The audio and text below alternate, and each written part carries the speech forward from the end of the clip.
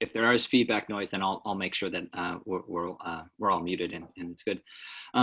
So what I'd like to do, I think it would be helpful, and thank you, Megan, for suggesting this, that if we kind of give us a little background about who we are and the point of this group, and the sort of purpose of our continuous gatherings. So in order just to facilitate that, I'll just go from, across my screen about who I see. So I'll just call, and if you can give a quick introduction of yourself. I say quick because we've got a limited amount of time for all of the members of Grace in Action. One has to leave in about 30 minutes. So we want to maximize that time with them. Okay, so I'll start off and give a quick introduction to the Collaborative Inquiry Grant and this team. Rosemary and Jorg and others, please fill in as I miss this. Just for background, so the Southeast Center and the Wedland Cook program, really the Southeast Center is running a grant from the Louisville Institute under their program of the Collaborative Inquiry Teams, which is really a group of pastors and academics and lay leaders who are who focus on a number of urgent social and political and theological issues relevant to North American religion. This group is specifically focusing on the relationship between churches and co-ops, worker cooperatives specifically, but we've been considering a number from producer to consumer co-ops as well.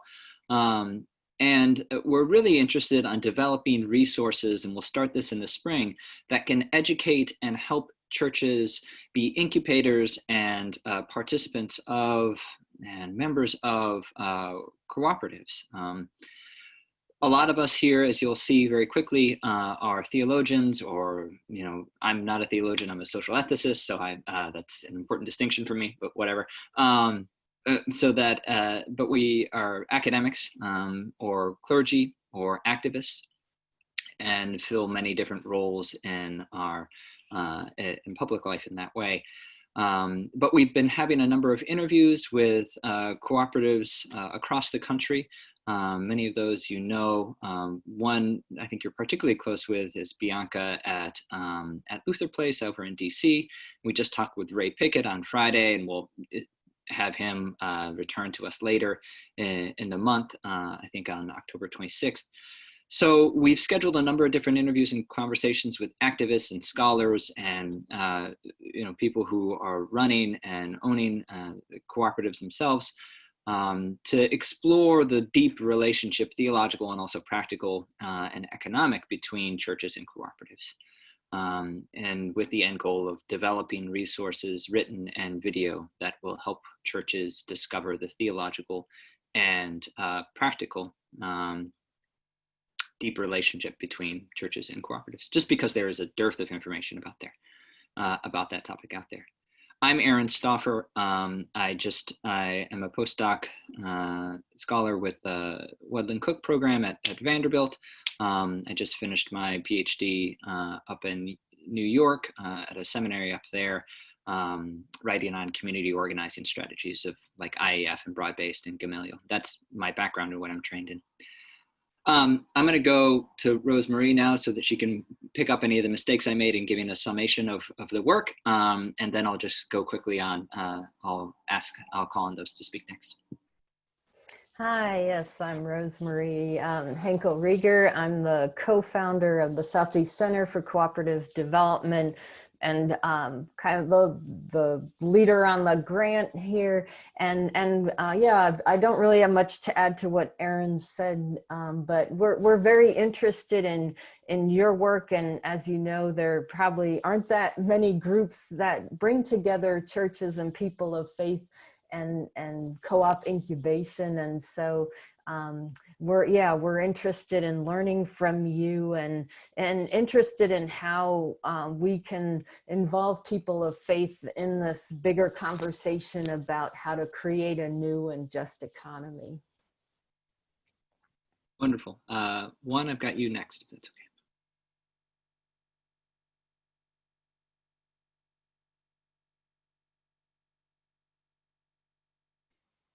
Good morning. I'm Juan Floyd Thomas, Associate Professor of African American religion here at Vanderbilt. That is who I am. That's what I do. I've commitments to issues of faith and labor that go back now for over 20 plus years. And it's a pleasure to meet you. Thanks, Juan. Jorg, I've got you next.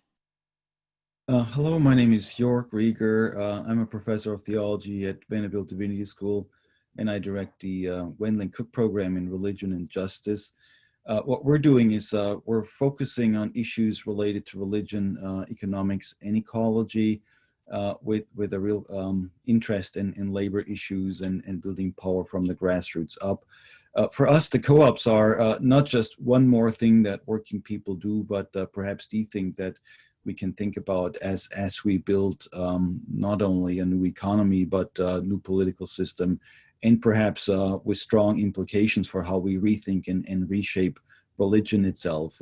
There's also a cooperative component here. So that's part of the academic theological work that we're trying to bring back into religious communities. Great, thanks, Jorg. George, got you next. Good morning. I am George Schmidt, and I'm the son of Judy and Stephen Schmidt and the husband of Larissa Romero. And I am also a lowly first-year PhD student at Vanderbilt right now. And I'm really happy to be here with all of you. Thanks, George. David? David, me as David. I think there's two Davids. I'm There David is. Okay. You All called right, on me? No, David? I'll use full names. Let's go with David Lattimore, Reverend David Lattimore. How about that?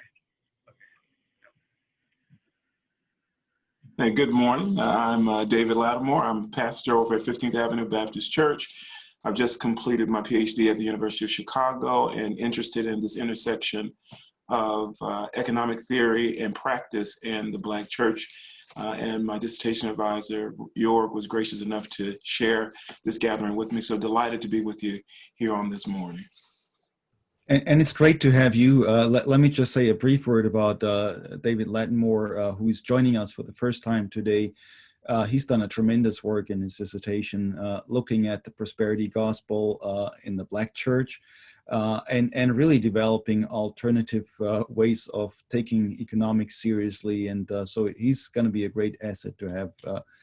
Glad to have you with us, David. The next member of the CI team I've got is Vonda. Good morning. My name is Vonda McDaniel. I'm president of the local AFL-CIO affiliate, Central Labor Council of Nashville and Middle Tennessee. I grew up in a historic church here in Nashville, First Baptist Church, Capitol Hill, where we worked a lot in our church around training activists, and I hope to be a good reflection of the next generation of activists in our community. So it's nice to be here, nice to meet you. Thanks, Vonda. Let's go to Francisco. Hey friends, Francisco Garcia, second year PhD student in theological studies, and a member of the CIT team, graduate research fellow at Wendland Cook program in religion and justice. And my background is in faith and labor. I'm an Episcopal priest and also a union organizer, came out of union and immigrant rights work in Los Angeles. Thanks, Francisco. Mary Lee? Good morning. I'm Mary Lee Bartlett. I am the board chair for Justice Industries, which was started by Reverend Mark DeVries, who realized that there was a desperate need for job opportunities for homeless people who face hiring barriers due to backgrounds that they may have encountered. And I have learned so much from you all. This is fascinating stuff. And I am just blown away with the knowledge and the power that this group of people could have if we can put all these ideas into implementation. So thank you for letting me be a part of it. I will say I have to slip off at 11. Now we just moved out to Leapers Fork, and my commuting is, I'm not planning, I'm acting like I still live in Nashville when I plan other things. Anyway, it takes me about 40 minutes to get into Nashville, so I have to leave about 11 to make it to an appointment at noon. So I didn't want y'all to think I was mad or, you know, I don't know, just being rude. So anyway, but thank you so much. Thanks for that heads up, Mary Lee. You know, I harbor resentment all the time. Great. Well, thank you so much. So Megan, this is, I'll turn it over to you and give you a chance to introduce your team. And yeah, we're really thankful that you all have the time with us this morning. Yeah, thanks so much. And thank you for pulling this together. It's such an interesting group. I'm super interested actually to hear, maybe we can talk a little bit at some point about how you came to worker-owned cooperatives and particularly to want to write about it. And so Bianca Vasquez is a good friend. She's actually her son's godmother. And then Ray Pickett is also a really good friend of ours too. And so we've done a lot of mutual work together through a group called the Organizing for Mission Cohort, which Bianca and I used to co-lead.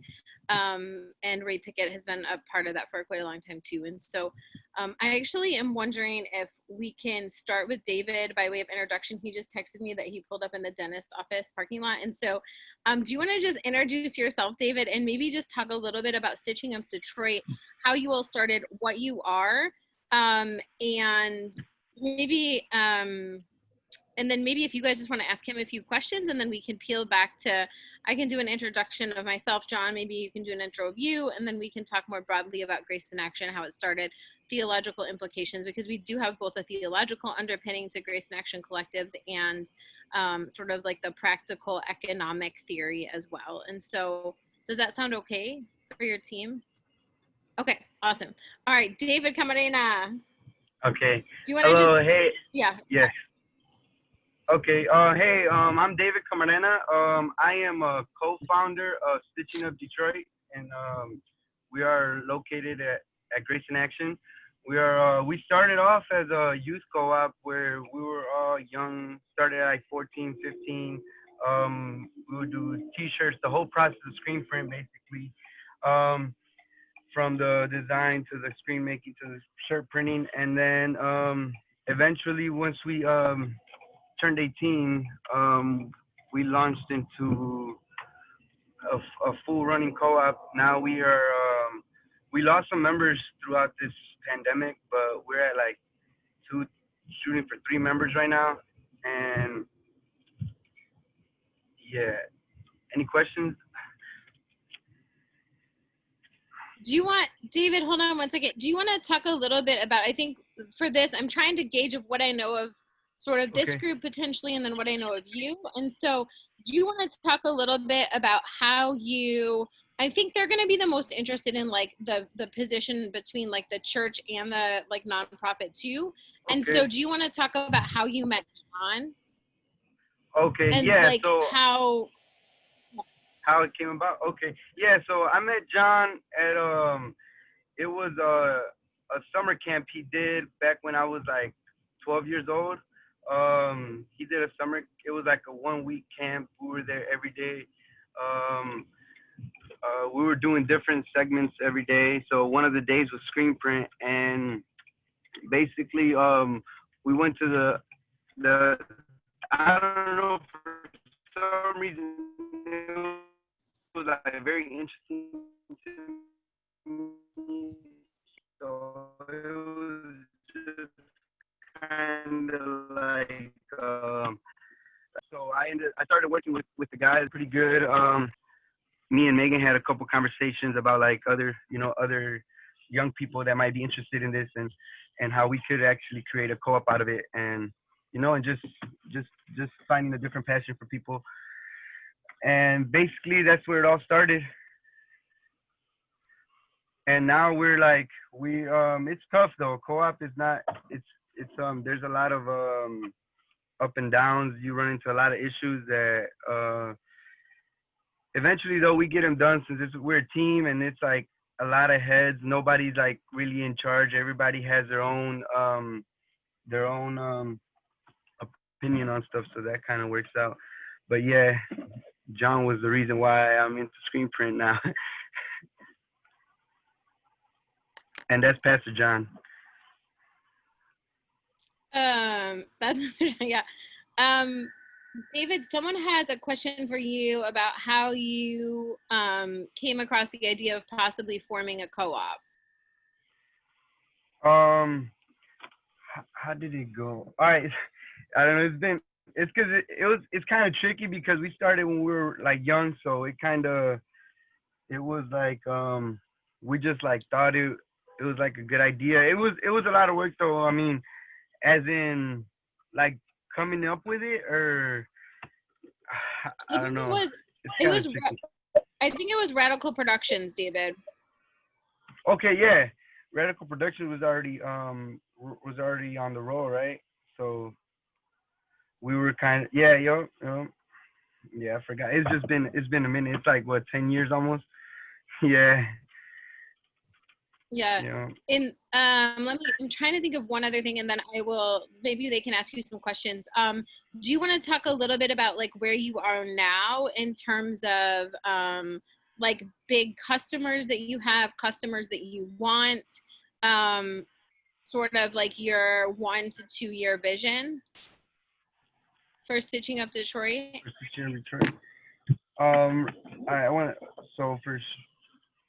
So customers wise, I mean, we shoot for like schools and stuff like that. We also do the youth trainings too, which is I think very important, right? We do like trainings. Yeah, talk about that. That's good. Yeah, so we Grace in Action facilitates kinda. Well, we do the facilitation, but they hire us to do some trainings for youth. So we get it's open to anybody who fits the age range, and we run them through the whole process, just like we did when John did the training for the camp. We kind of do that with the kids, but a little bit more in depth. We try to teach them a little bit more of design and a little bit more of like get into detail more than like a one-day thing. And then eventually we had a couple kids that were interested to join the co-op, and kind of worked out pretty good. Let me see, what else, maybe? What was the other question? Oh, if you want to talk just a little bit about your current, like some of your current customers, and then like any growth that you might. Yes. So before when we were like, before when we were like just a youth co-op and we weren't LLC, we were like restricted from some jobs. Some schools wouldn't want to work with us because we're young, you know. They're like, you guys are 16 years old. Like, I feel like that's how I seen it. I don't know if being an actual business had anything to do with it, but now we're getting pretty good contracts. We got some schools. We got Avalon Bakery is one of our big ones, which is they're like international. Well, I don't know if they're international, but they got a good amount of stores. We got some restaurants that are like consistent. They come right back. Nacimiento, if you guys ever, I don't know, been to Detroit and been there, they just ordered again. So, contracts wise though, we had been having issues trying to get like union prints. So that's like maybe an issue. That's like something we've been trying to shoot for, and we haven't been able to be successful on it.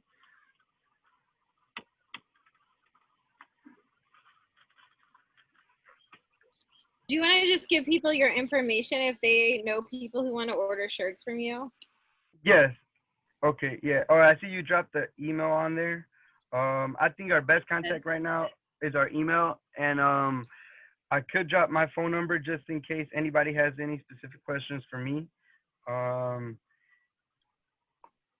then if you guys want to contact me to place an order, I could pass you guys over to the our project manager.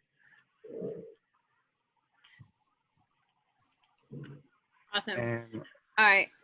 David, you got 5 minutes, 3 minutes? Yes, I got like 3 minutes. Yep. Okay. So if anybody has any questions. Yeah, one of the, or Rosemary, you go for it. Okay, yeah, thanks, David. That was really interesting to hear your story and how that came about. I was wondering, what kind of support do you get from the church as the youth co-op or as the stitching co-op? Do people support you, or what kind of interaction is there? Yeah, we get a lot of support from the church. So I mean the church. Do you want would they to say that they do our book work too, Megan? Or we do get some jobs from like some churches because of the church, So and then just I think the 24/7 support we have there, it's amazing. John and Megan are always like there if we need anything or if anything's wrong. And I don't know if that's exactly what you meant by support wise, but yeah. We also have we have a very detailed for Grace, and John and I can go into once David leaves, but we have a very detailed structure where there's a 501c3 and the congregation, they're separate, and then we have like 4 MOUs of the different types of layers of support that we provide, and so I can get into that in more detail. But yeah. I think there was one other question for David. Yeah. I've got one, just unless anybody else.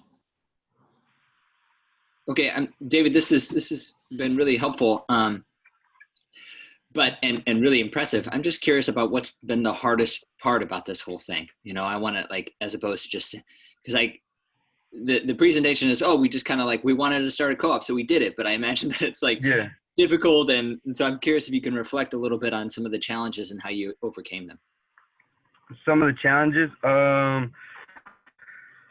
want to say, like running a co-op is not too easy because there's like, we did have some issues. I want to say the biggest issues we had was like, I want to say between the co-op, like with members and just like agreeing to disagree, or like, stuff's not getting done and stuff like that. Kind of like work issues, but we got to approach it completely different because it's a co-op, and that's the only way to do it, I guess.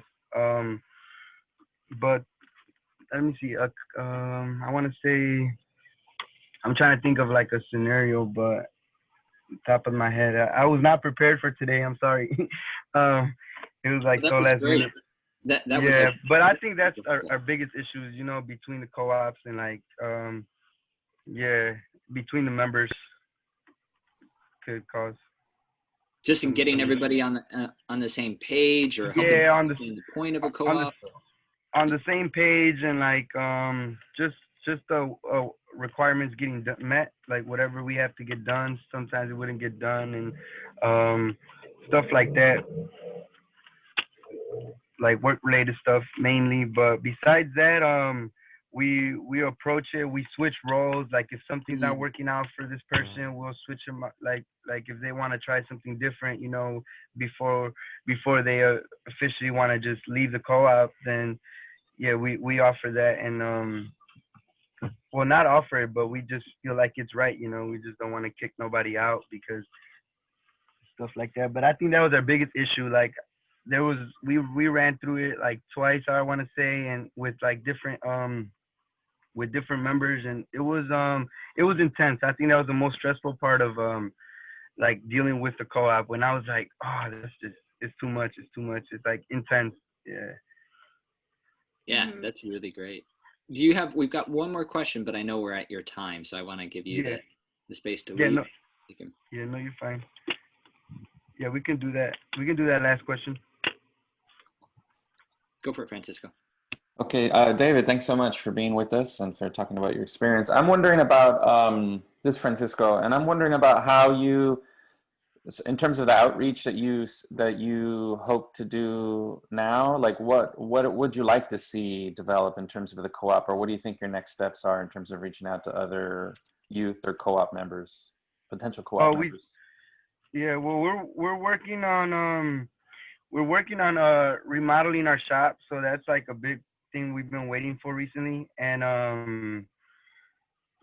then but we are shooting for like I said, union work. We've been working on that for like, I want to say like 2 years already, and it's been like hard because you need to get like a union bug. It's a bunch of different stuff that was we ran into some issues, and also I want to expand.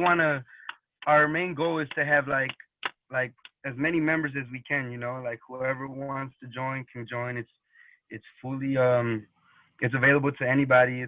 We don't hold nobody down as long as they're interested, because some people, like some of the youth, they come in and they're not fully interested in what's going on, but there's some that are like fully interested. Like they call me after we just left class, like, oh, I got the designs. They're sending me designs all day long.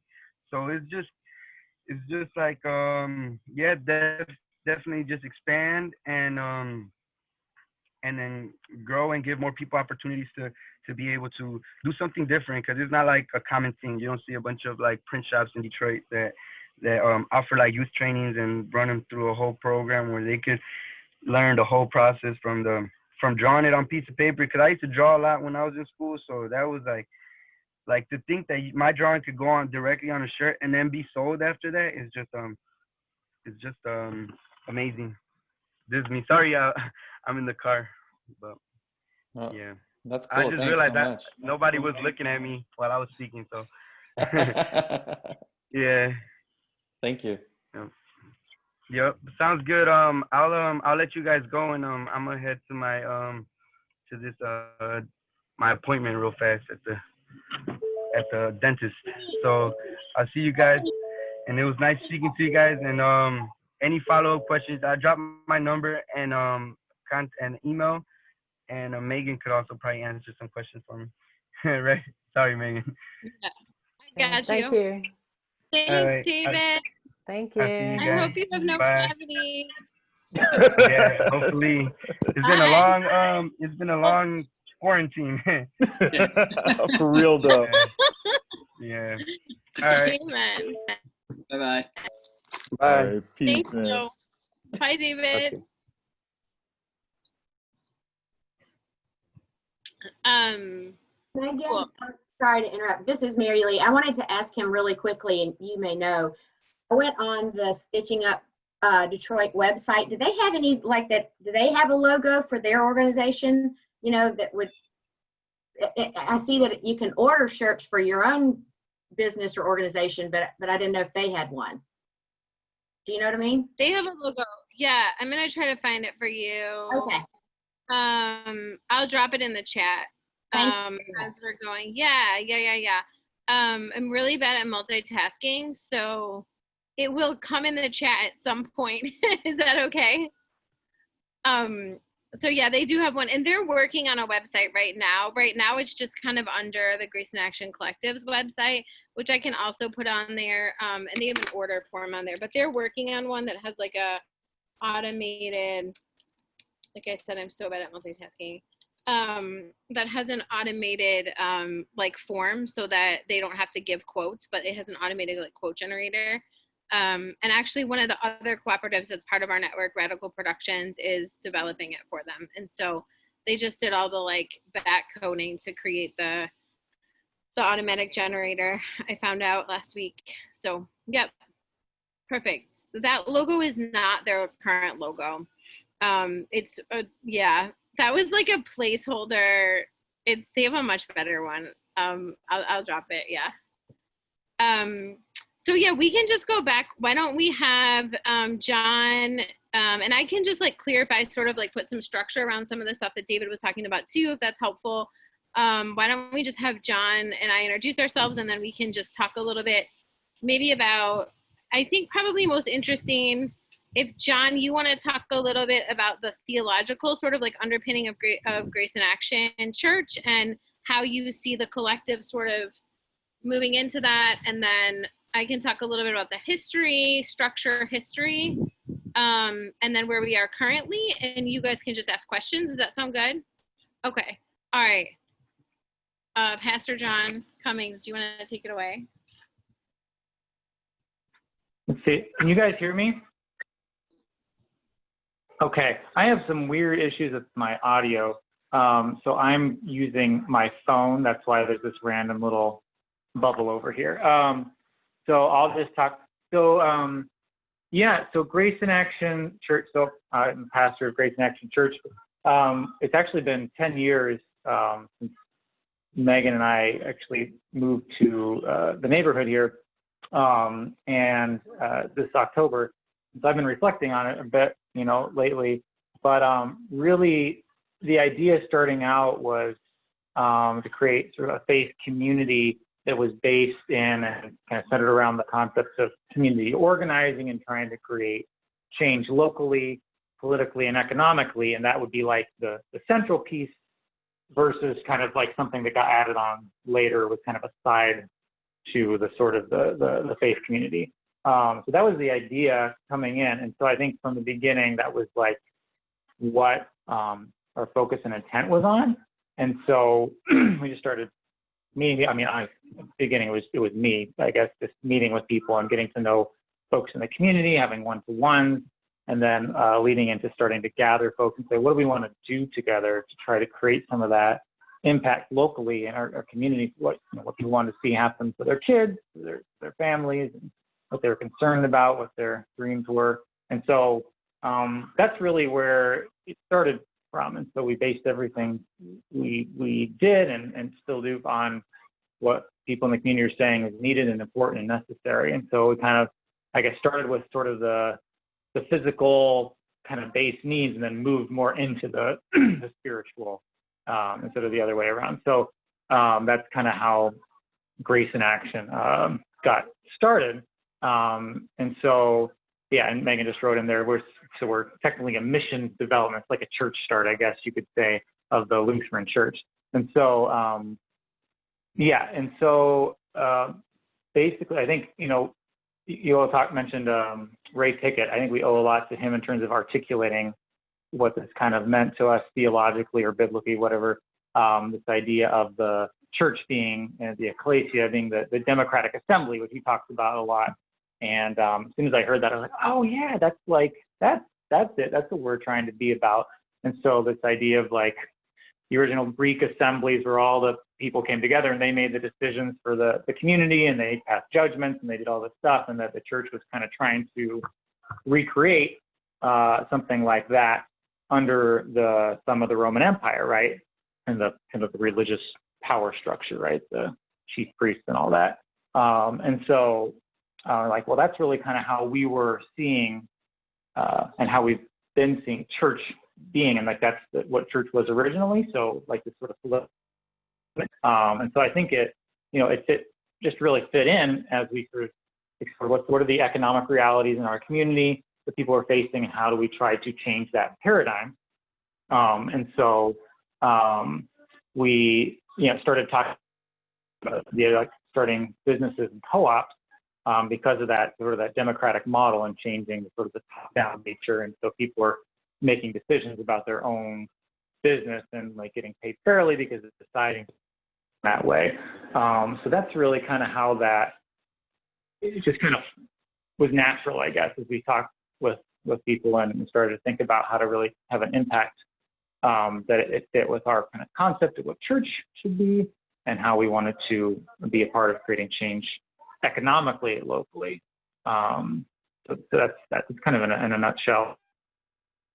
Did Megan pretty well? Is there anything I left out that?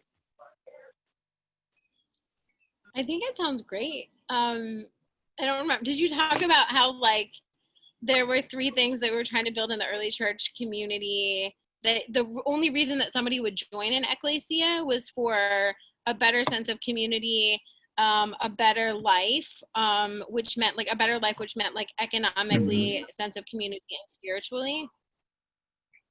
Did you talk about that? Yeah, Yeah, Okay. that's good. Yeah, that's Sorry. also, that's great that Wasn't this works fully too. But yeah, kind of, you know, church usually being sort of framed around the idea of sort of a spiritual community and people being drawn to it for spiritual reasons.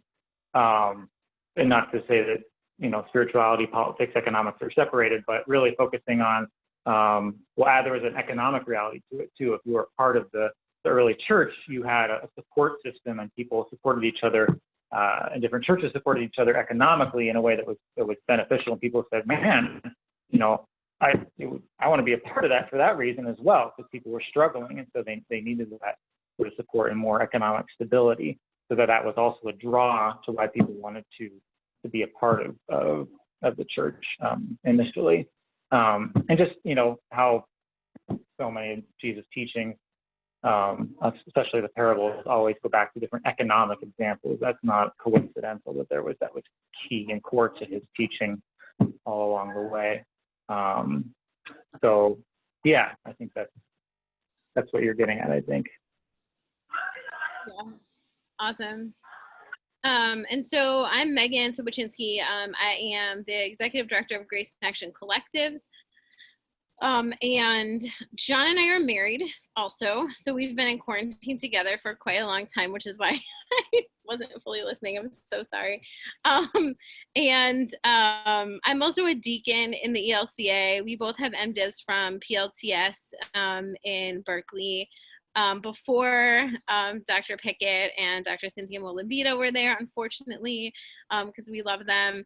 And yeah, and I also have a background in congregation-based community organizing. So I worked with PICO for 5 years, and in California after I graduated from PLTS, and then here for 2 years with, I think it doesn't exist anymore, but it was like trying to be PICO, and it was trying to be IAF, and the director came out of Gamaliel, and so I know way too much about the history of all of the conflicts between all of the congregation-based community organizing groups, which is useless information that nobody needs to know.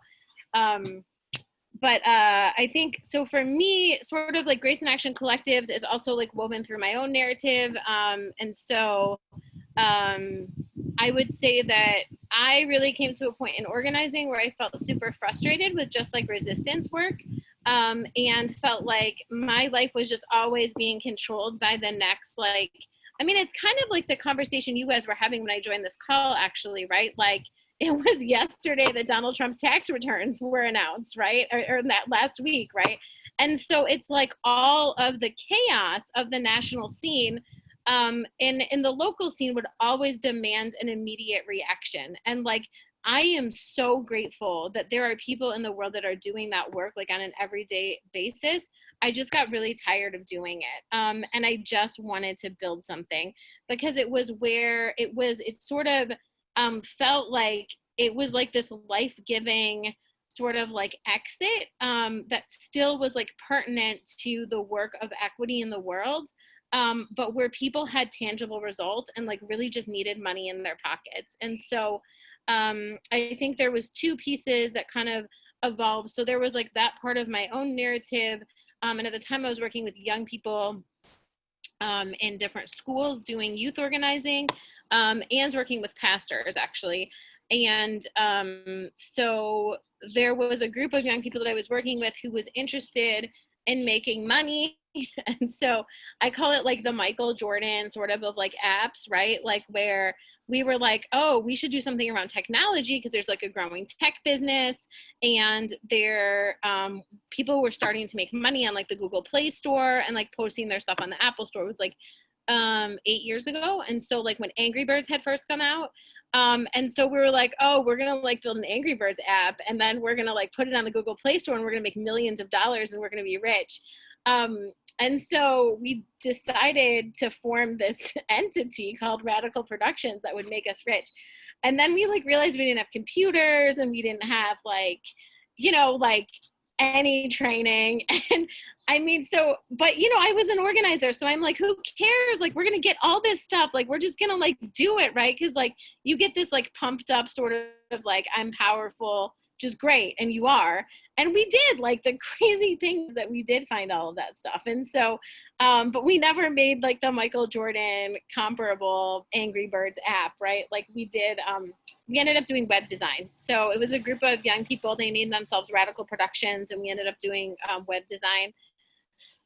And we worked with a few legal clinics that then helped us to figure out like a compensation model where the money that youth would make, there's a lot of legal things that make it very difficult for youth to like own their own cooperative, including like the ability for a contract to be a contract. And so we ended up, all of the money went into a community pot, and then we bought technology at the end of it. So youth would earn iPads and then MacBooks, like MacBook Pros, which actually during the pandemic turned out to be incredibly, incredibly useful, because we didn't have some of those same problems with youth not having like access to tablets, because they had earned it through our different like programs through the years.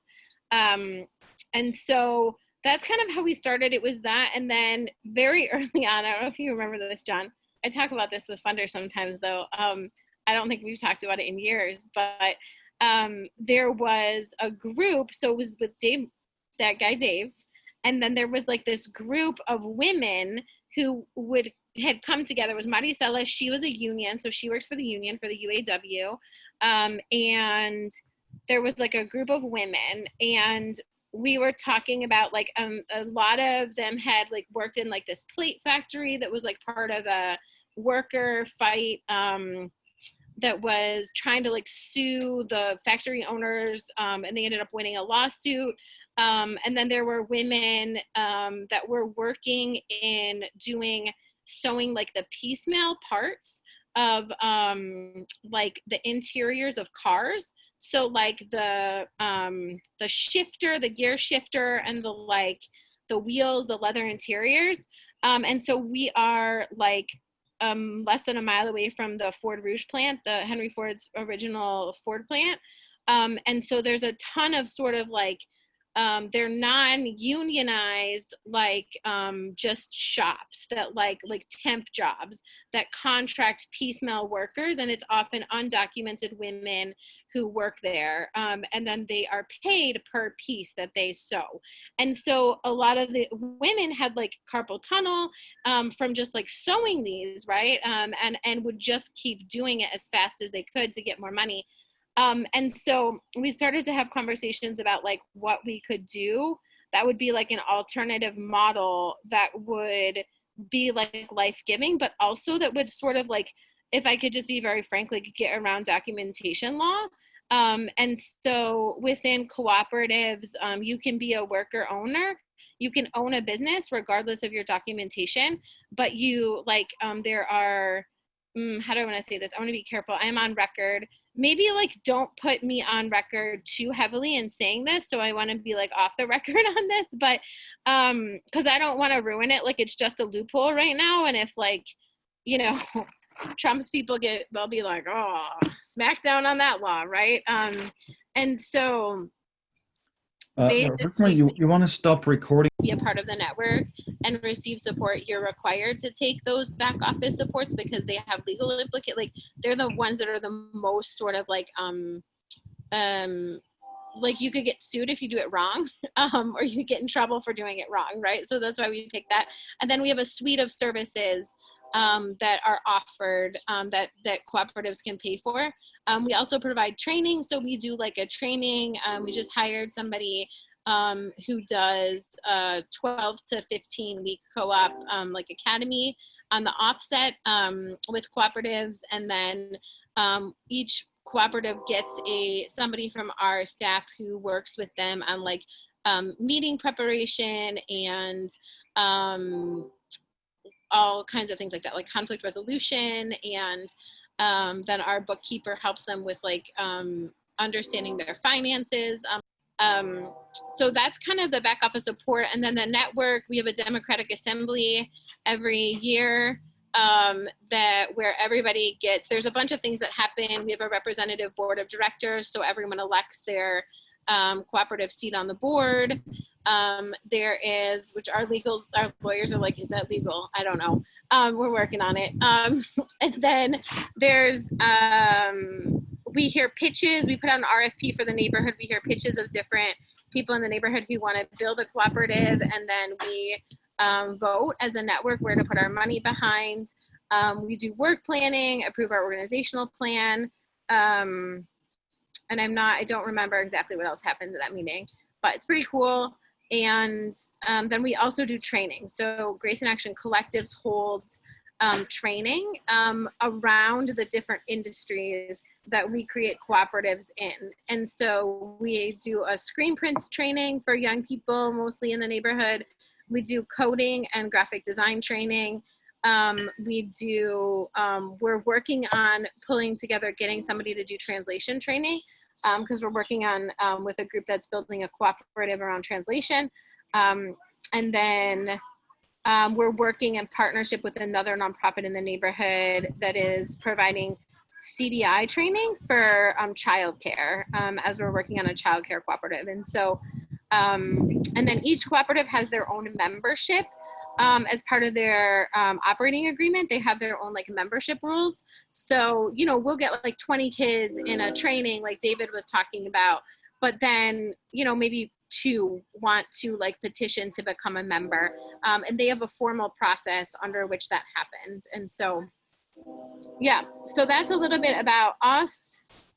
And yeah, I think I would just open it up for questions. I would also recommend that you guys talk to Hector Carrasquillo at the ELCA. So he, I know, worked with another group in Chicagoland that was doing cooperatives. It was a group of women doing a cleaning cooperative. They were incubating around the same time that we were incubating our first cleaning cooperative.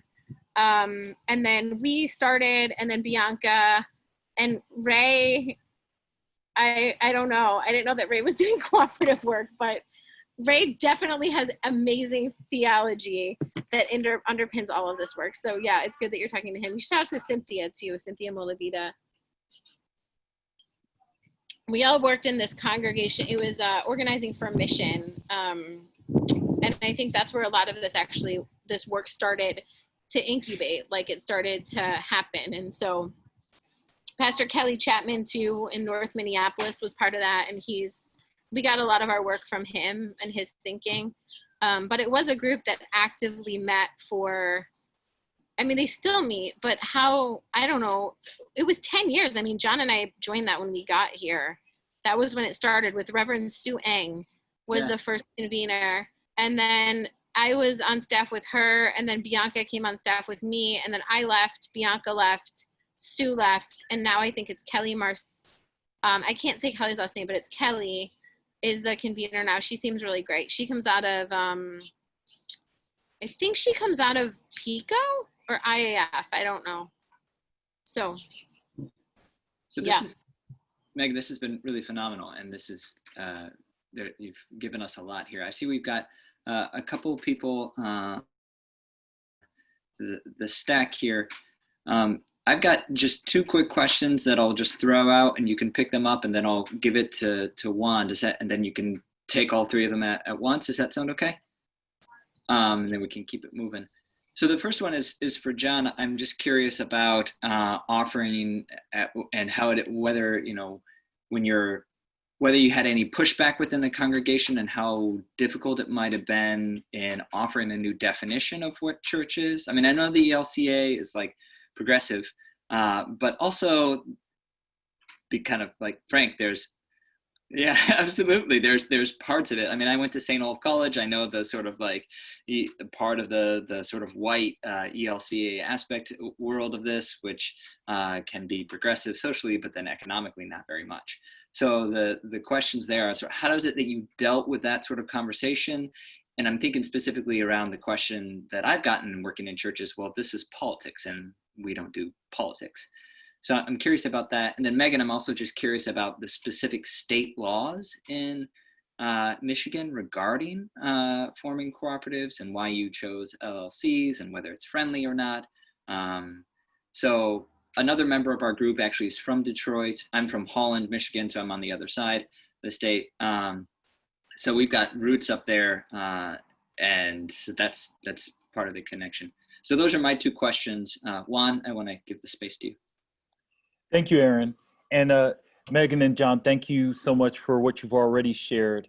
My question actually goes, I guess, in a more granular and contextual level, which is having friends and folk in the greater Detroit metro area. I'm thinking about what is it like to do this work, especially in the last, let's say, 10 to 15 years, right? You know, even as, you know, folks were saying, you know, we're recovering from the Great Recession, and now, you know, Detroit had a, you know, kind of uphill climb out of that situation. And then lo and behold, here we are now in you know, Trump and COVID time. So how, if you could just briefly give some sense of how is it to do the work with these with this level of economic turmoil constantly embroiling the metro area?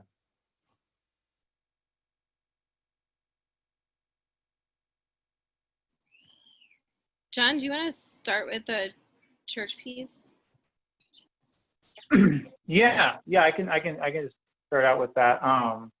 So yeah, that's a very the question regarding the greater like Lutheran church and the greater church and dealing with that. So I would say you know, the ELCA is kind of like center left in kind of leanings in general. So it's not necessarily progressive as a denomination. It's kind of, you know, a little bit more open than in some ways. But so I really think it comes down to like who's in charge of things at whatever particular time and place. And so I think what worked really well for us, we never really had a lot of pressure to say like, oh, like the church isn't supposed to be involved in politics, or you're supposed to fit this sort of mold in terms of what your congregation looks like, because you know, we came in under a director of mission, is what they call it, the folks who work on kind of church starts, who really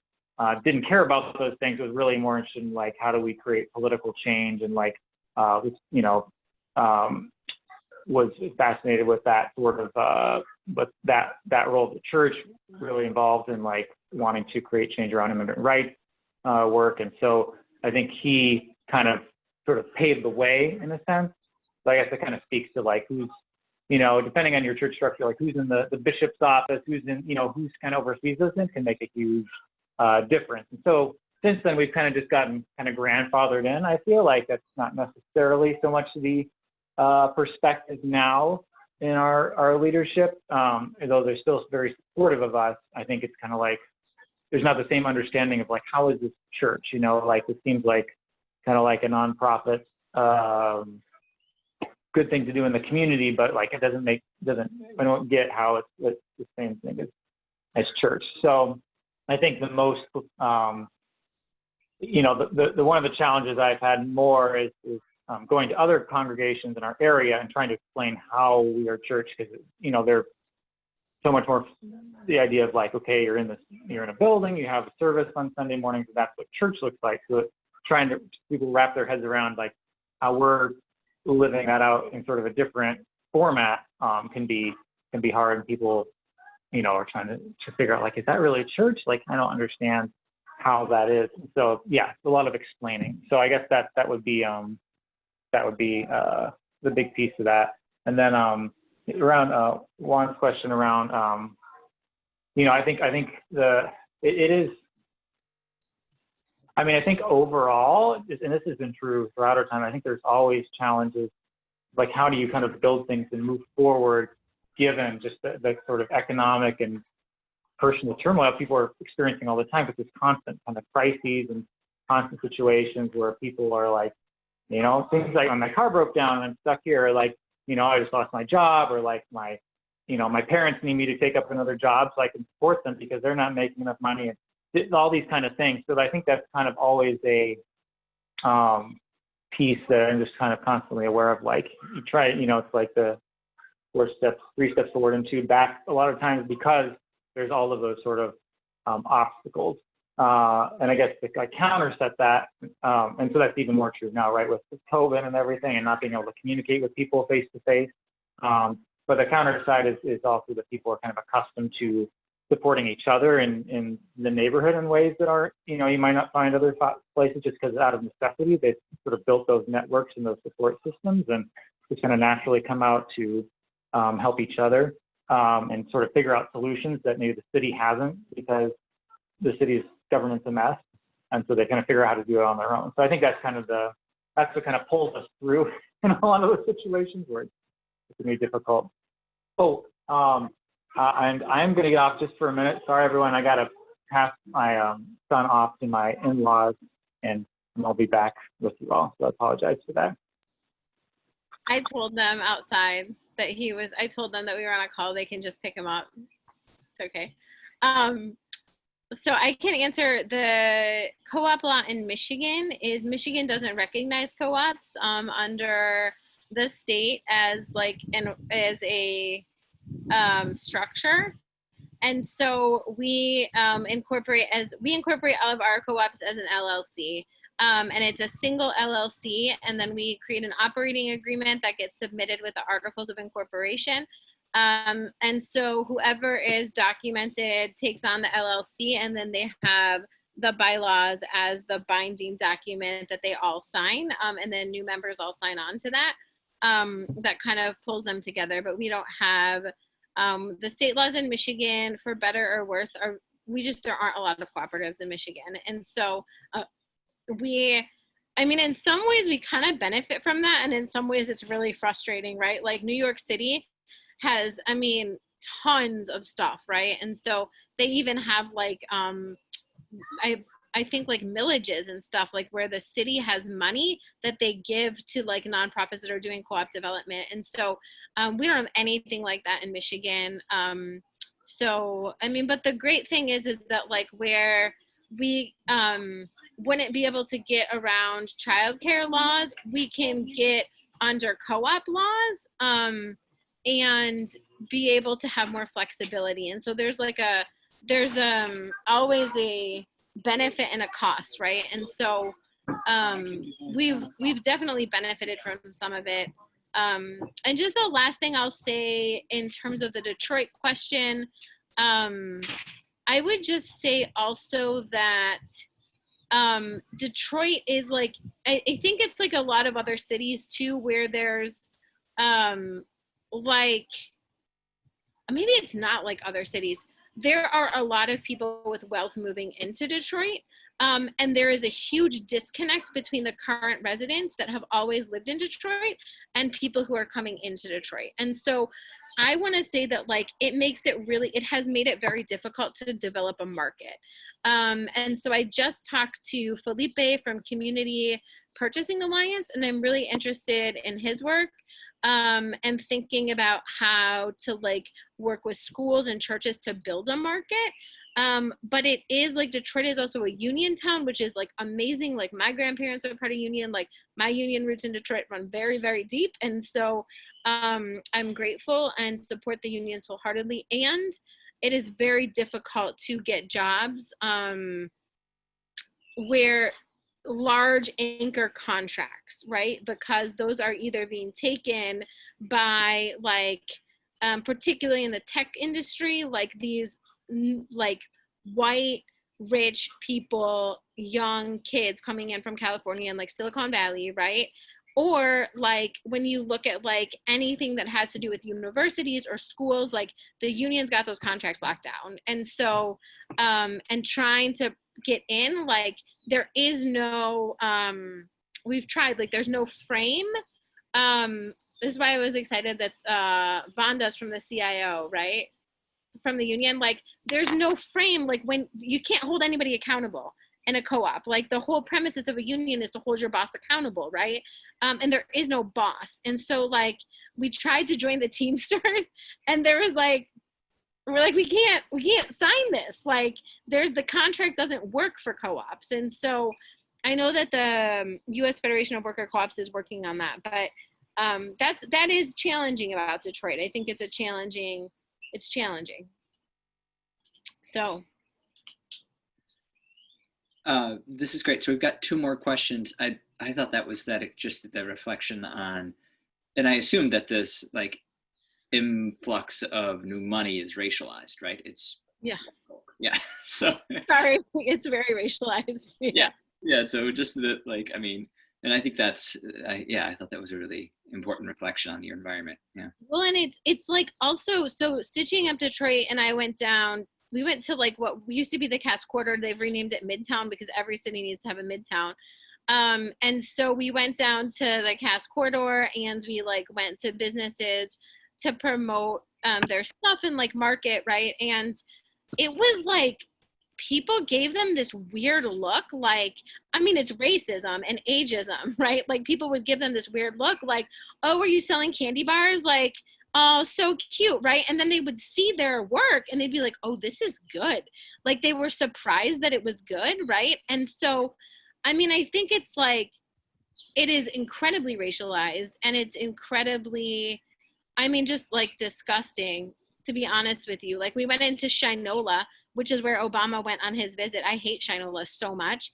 And David was like, this is Detroit. And I was like, seriously, like, it's just, it's like a whole nother world, you know? And so it's really difficult to market in that space. And so we're trying to figure out, like, this is why this dude Felipe is brilliant. And I just got to start moving on his stuff because, you know, like he has figured out how to take like churches and pastors and schools and like build relationships where he represents them as a cooperative to then be able to build a market and move money from these white institutions to like Black and brown led institutions and cooperatives. And so because you do need somebody to vouch for you, right? Like, and I'm like not the right person. Like I'm not, I am white, but I am like not, I'm not like, I don't have blonde hair, like I don't have like the boots, right? Like you need like, I don't know what it is, but like the pastors have the gravitas, right? It's like, it's the bishops, it's Bishop Edgar Van, it's like Bishop, it's the historical long-standing bishops that you need to vouch for the businesses, you know? And so it's like taking the congregation-based organizing model and organizing them so that you can like actually perpetuate the racism that is so entrenched in purchasing, I mean, everywhere, right? And I'll just put the ELCI on blast for a moment too, if I may. Like, we had the gathering here in 2015. They make 40,000 shirts for that gathering. I like had our bishop's office, like, and we did a community benefits agreement with them between them and the ELCA's headquarters. I was working at the ELCA at the time, and they still gave it to this dude. What's his name? Michael Romstead? The old Lutheran guy, the guy who owns Old Lutheran. It was like, I mean, you've got these like a whole cooperative of like Latino young people who can print shirts and gave them a plan. And they went with the white dude in Fargo, North Dakota, whose name is Old Lutheran. It's literally Old Lutheran. Like it cannot get more fraternal than that. I think this is, I know that I really appreciate these reflections just because as we continue to think about, this is extremely relevant for us, developing resources and giving them to predominantly white, old, you know, congregations. We've got to figure out how it is strategically to bring them ways. Yeah. I want to do two things. First, I want to recognize your time, and we've got some other questions. So if you have more time, we'd love to keep on engaging in this conversation with you. I just want to do a time check. How are you guys? Okay. I'm okay till like 12:30. What is John?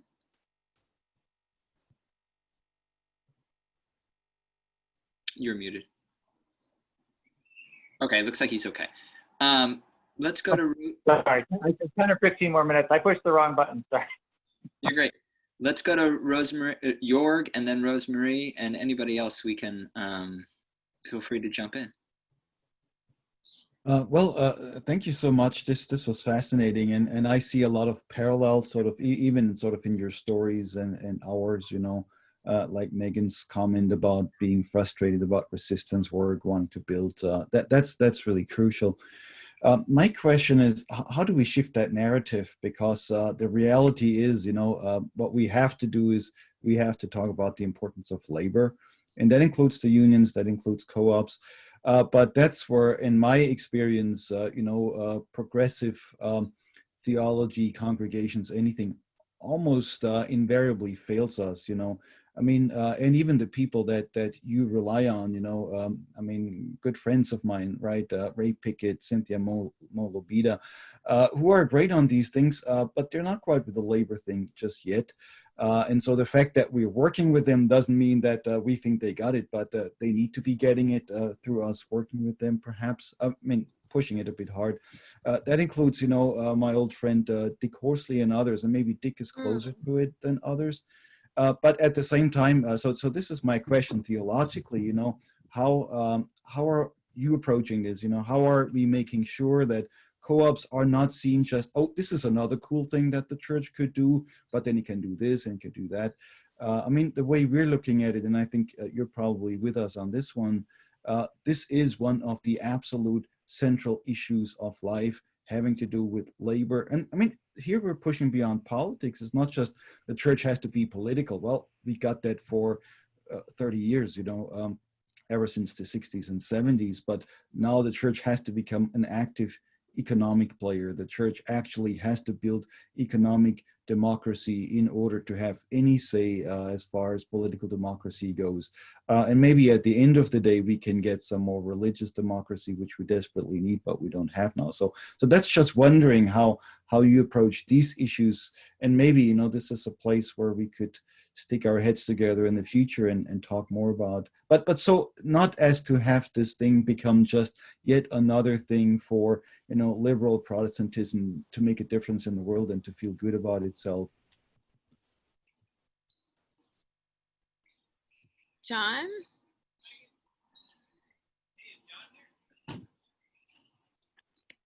So I think it's not. I think the question is kind of is about like how do we kind of move the church more to say like we need to be an economic player and sort of supporting this kind of cooperatives and democratic decision making. And I think I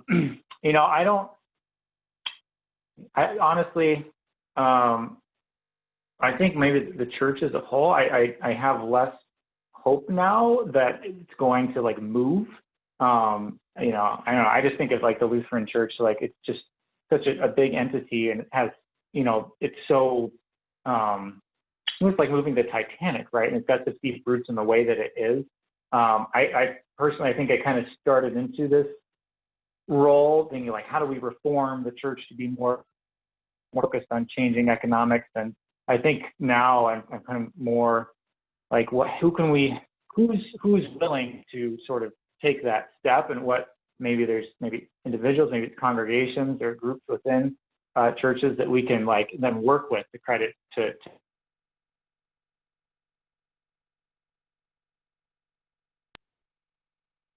Did he drop out? For us, like the entity of ELCA trying to get. Uh-oh, can you guys still hear me? You dropped out there for a second. You I got dropped. Yeah, but keep on. We got you back now. You can hear me? Okay, you can still hear me on the phone, I think. So I don't know, just all that to say, that's kind of where I've sort of shifted to where maybe it's more productive, and at least in my experience or views so far, like how do we invest in those places where people are open to playing that role, and like how can we kind of facilitate that happening in those, those congregations or groups within the church bodies or whatnot, so that they can actually be a part of making that change, versus like trying to shift the entire entity. So I don't know if that answers that question, but yeah, that's kind of where I'm at with it.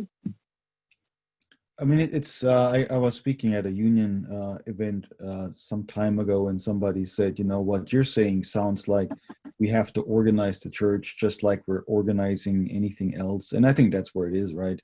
And so for us, the question is, I mean, not right now, but maybe down the road, give more thought about what they would look like. So I appreciate your response. Thanks, John. Let's go. Thank you. Rosemary. Yes, thank you both for sharing all your insights and experiences with us. And so a part of this project in the end is to develop some materials and short videos for churches, for congregations, Sunday schools, to kind of introduce them to the idea of cooperatives and connect it to some religious message. And I'm not a theologian or anything, so I don't know how that's going to look, but hopefully we can, make that connection. And your work shows that, that can be done. And so thinking about these materials, sorry, I was wondering how do you do like some kind of continuing education for your church congregation to kind of bring them along on this journey, and how do you prep them to connect them to the work you're doing with cooperatives? And then also I was wondering if people from your church or other people of faith from the area, are they connected like in the back office services? Do they play a role in that some way? Like, how are people connected from the church to the bigger project? Can I talk a little bit about I'm going to talk a little bit about sort of like the ongoing stuff, John, okay? And then, John, can you hear me? And then you can talk about the connection. So I want to say that I think the thing, David talked a lot in his piece about the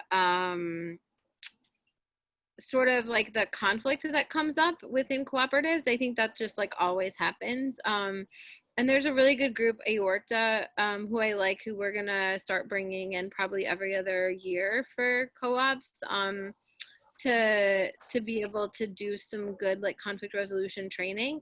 And I think though that like a lot of that comes down to, there's a few things that it comes down to. One, I think it comes down to like quality of work. And so people have different understandings of like what quality comes down to. That's what I think it was a lot of within Stitching Up Detroit.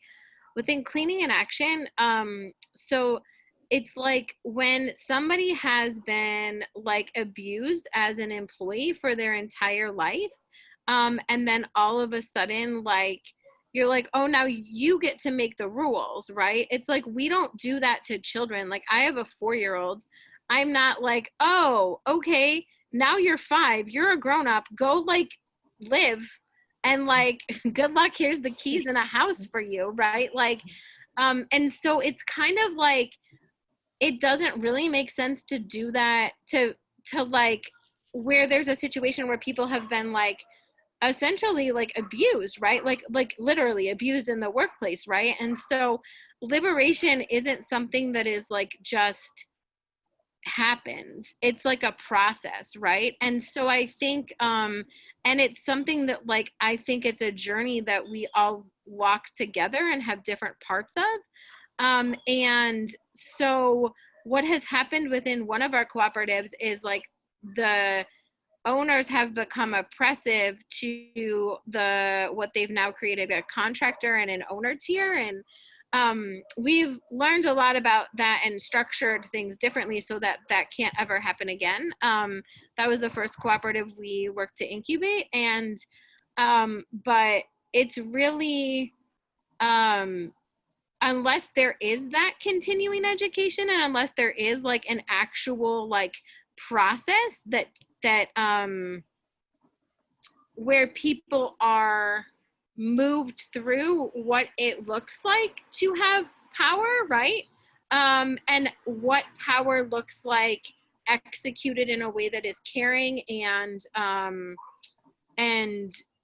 like ethical, right? I think that that's something that has to be like taught and not just a given. And so I think like actually it's more of a spiritual practice than it is anything. And this is where I believe co-ops within faith institutions are really meaningful, because and this is where, like, anytime I go to like the US Federation conferences, I'm like, I feel like you feel weird, right? But at the same time, like, I know in my spirit that like that's what's missing, right? And like John can then talk about like liberation theology, right? And like, as like, it's really beautiful because the Translation Cooperative, it's two young women who've now been around this for 10 years, right? And so I was on a call with them. They were pulling together. We had like 20 people interested in the cooperative, and they led the call. And they were like, and one of them is part of another collective, the Equitable Internet Initiative that we have. You know, people were like, oh, so like, when do you give us our schedules? And they're like, no, you're not like workers. Like, you are we're asking you to help us build this. So it takes time for people to understand it, right? And so now we have like a team that is not just like John and I, it's like, there's like a good team of like 10, right? That like really get this stuff and can challenge it within the community. And so I don't know that it's like, unfortunately, like, I think a curriculum is like a really good start, but I think it's like, you can only do so much with a curriculum, and then it has to be like the doing, right? Like, it's the doing of. And so, and probably the training. And so, I mean, I'm really interested to hear more about y'all's project and like think about how we can pull practitioners into it, because I think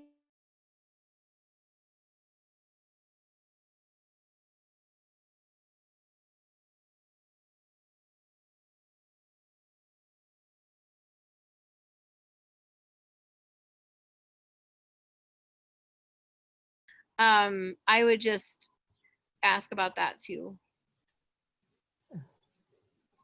I think that's really helpful. And I'm just, you know, after the conversation that we've had with Ray, and I think that like this conversation, the sort of like institutional background of deployment of whatever resources we have is sort of in my head here.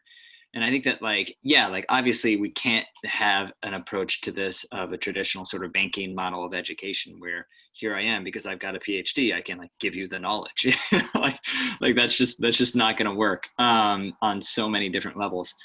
So it was really a gift to start with David and ask him honest questions about what the hardest part of this was, and have him say it's about like relationships and like having people like figure out that they've got the opportunity to exit if they want, and that's like part of about being a co-op. But then also to have you sort of raise up the tension between unions and co-ops, and to think about, okay, so how is it that we think about work and labor in this particular model here of worker cooperatives?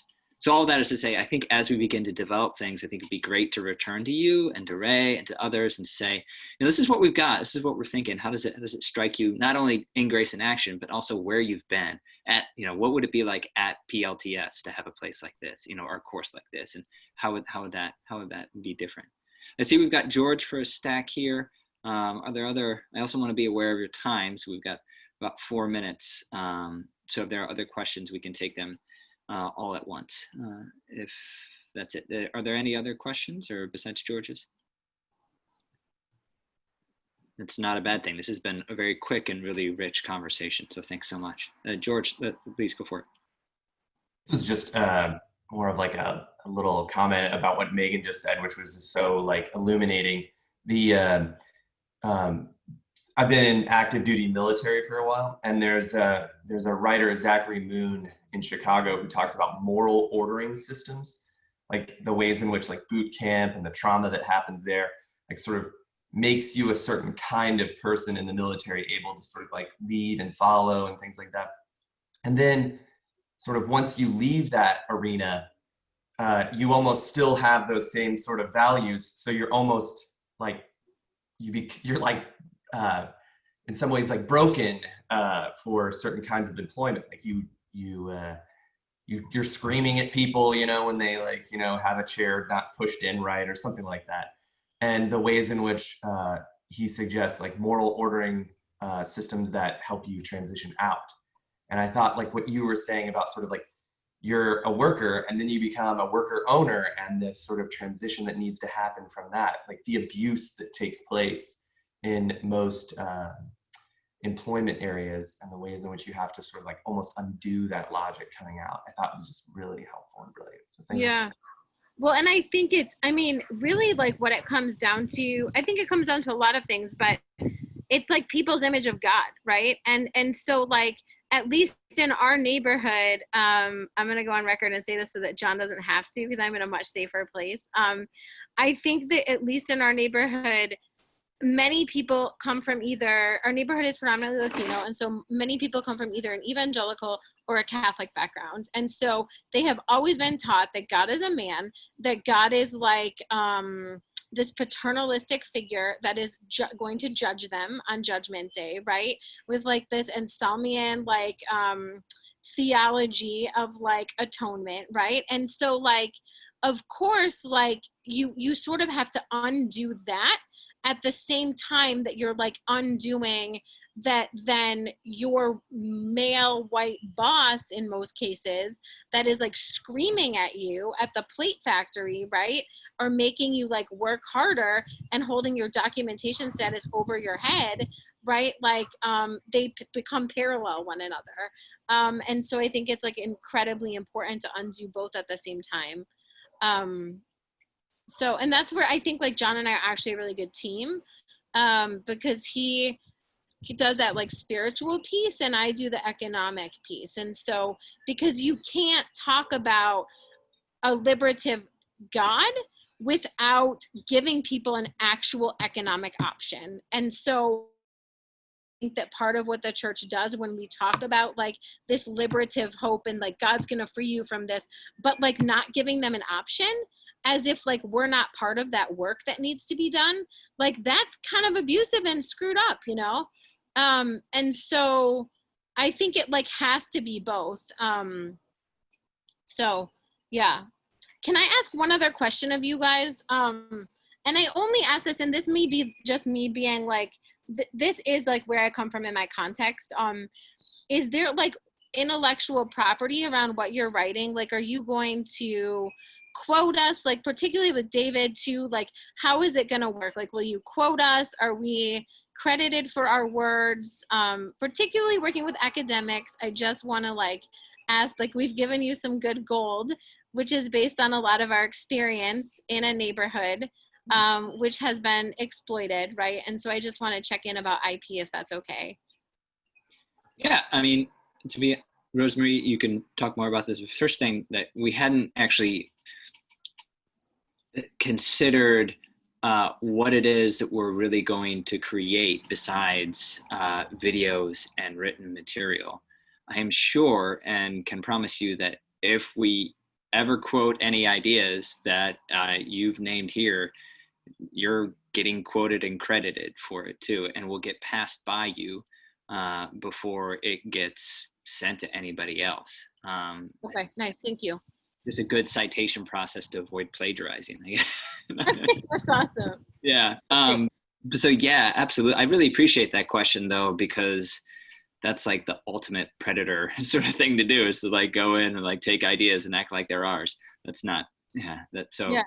Absolutely. And but that happens in like cities a lot, you know, like it happens to people in our neighborhood a lot. And so I don't know, we're probably more cautious about it than we need to be in many cases, but I like to ask.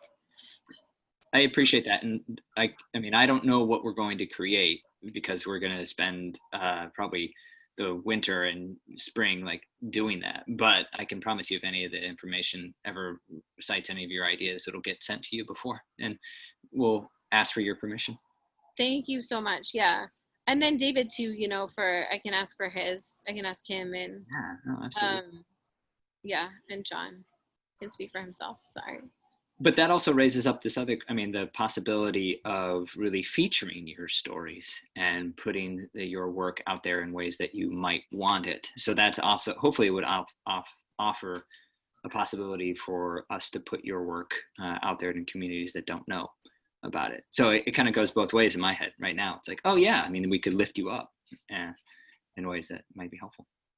Yeah, well, and I mean, depending on what you guys end up creating, like I would love to continue to be in dialogue with you because it can also be, you know, we're always looking for new leadership development opportunities also for co-op members. And so, you know, if you, if there are to be like curriculums and trainings that come out of this, right? Like maybe then a congregation can like hire a David, right? Or like one of the worker owners who've been around for a long time to be able to train. And that becomes a new revenue stream, you know, for our neighborhood, which is awesome. And so, yeah, I would be totally down with that. That's a great, much longer conversation that I think we're actually well positioned at because Vanderbilt is starting up lifelong learning, so we can offer. Once this gets going, I think we can offer continuing education hours and units, but only through the lifelong learning courses, not Wendland Cook or Southeast Center itself. But that is something I think that I, as an instructor in that capacity, would be happy to think about with you. That's awesome. Cool. That's great. I see some great conversation here going on the side in the chat between Juan and Stephen, but I also want to be aware of your time. So I want to give Juan a chance to speak to his questions or anything if you want. If not, that's fine. Please, yeah, go for it. Oh, all I was saying is, once again, thank you, Megan. What you were sharing before in response and reaction to George's comment made me think about this quote from Unger. Back in the Bush years, right? He wrote, "What the left should, what should the left propose?" And he talks about a dictatorship of no alternatives, right? The idea that when we're wrestling with trying to establish any kind of liberative model, right? You're dealing with folk who haven't known freedom, haven't known agency, haven't known, and I think you beautifully summarized it, you know, a positive depiction of authority or you know, governance. Like, you know, you just put it worldwide, just governance, right? You know, a lot of people reject government not because it's useless or meaningless, but they haven't seen it done right. So anyway, I just wanted to encourage that. Yeah. Thank you. That's great. I think that's totally right. Yeah, I mean, and then again, I would just say, like, on the backdrop of like our government right now, right? Like there are so few great models of it, you know, like even it's really hard. Like it's so hard. Yeah. Cool. Well, Rosemarie, is there any other items that we want to wrap up before we end our time here with Megan and John? Sorry, I just, Stephen Handy Pastor Handy made a comment too. Do we, does he want to weigh in really quickly before we say goodbye? Yeah. My apologies, Megan. Thank you. And you're really stirring some things up in my spirit, and Juan does always, so that's why I don't like being around him. So this idea of trauma in this season of COVID-19 is so disruptive. How do we think about helping people, first of all, become aware of it, kind of self-awareness component, and then what do you do once you know? And I think that transcends all of this work that nobody's doing well that I know about. So if you're doing that work, it'd be helpful to hear about it. So your question, say it one more time. It's yeah. So how do we address trauma as a key component of disruption of humanity? Because the systemic systems that we have built, regardless if it's cooperative or non-cooperative, how do we help people become aware of the trauma that they're experiencing? And how do we help them walk alongside of others who can help them process, right? Not rid of, but process the trauma. Yeah, that's such a good question. John, I feel like John might be better positioned to start answering this one just because of John's been doing a lot of work around trauma lately. If not, I can do it.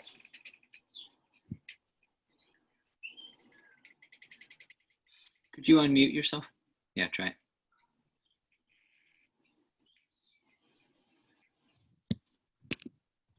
I can't hear you.